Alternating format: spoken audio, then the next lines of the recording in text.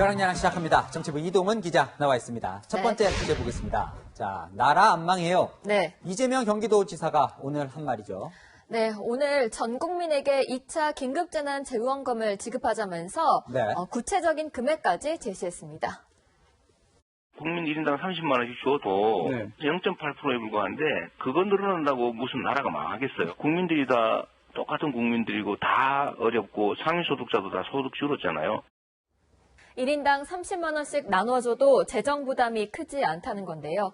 이재명 지사는 앞서 기본소득 논쟁에서도 첫 해 20만 원을 시작으로 매년 조금씩 지급액을 늘려가자고 주장했습니다. 네, 나라가 안 망한다고 했지만 나라 곳간을 책임지는 홍남기 경제부총리는 상당히 부담을 느끼는 것 같던데요. 네, 이재명 지사 주장대로 1인당 30만 원씩을 주려면 약 15조 원이 필요한데요. 홍남기 경제부총리는 이미 3차례나 추경을 했기 때문에 더 이상 돈 나올 데가 없다고 호소했습니다.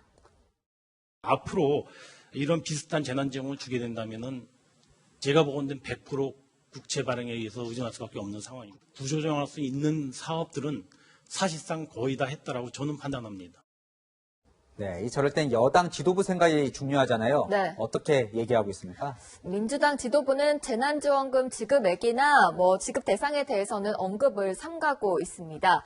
필요성은 충분히 인정하지만 여당 입장에서는 코로나 방역이나 재정 건전성을 생각해야 하기 때문에 지금 재난지원금 문제가 공론화되는 것은 적절치 않다는 겁니다. 유력 대권주자이자 당권 도전에 나선 이낙연 후보 역시 빚을 낼 수밖에 없는 상태이기 때문에 곳간 지키기를 훨씬 더 진지하게 생각해야 한다면서 당과 보조를 맞추고 있습니다. 네, 그래요. 다음 주제 보겠습니다. 네. 자, 누가 농사를 지었을까? 네. 노영민 대통령 비서실장이 이 문재인 대통령이 취임 후에도 직접 농사를 짓는다고 어제 말하면서 시끌벅적합니다. 그렇습니다. 문 대통령 부부는 퇴임 후 거주하겠다면서 경남 양산에 사저 부위를 매입했는데요. 그 일부가 농지라서 직접 본인이 농사를 지어야 합니다.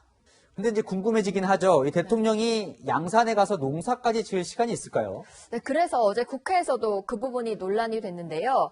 야당은 위성사진까지 준비해와서 대통령 부부가 이 부지에 농사를 지은 게 맞냐는 공세를 펼쳤습니다.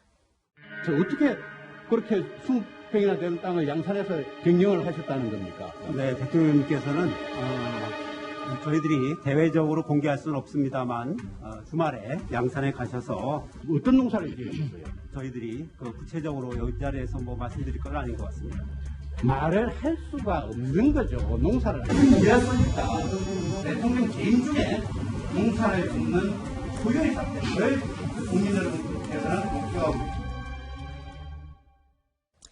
이 문 대통령이 혹시 양산에 가서 이 농사를 짓는 모습 이런 게 공개된 적이 있었던가요? 그 문 대통령은 취임 이후부터 대통령 일정을 공개하겠다고 해서 제가 한번 쭉 살펴봤는데요.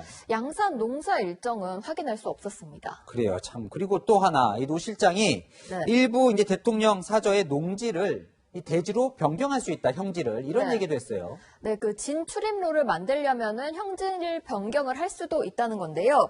통합당은 싼값에 농지를 매입해서 형지를 변경하는 것은 투기와 다름없다, 이렇게 비판했습니다.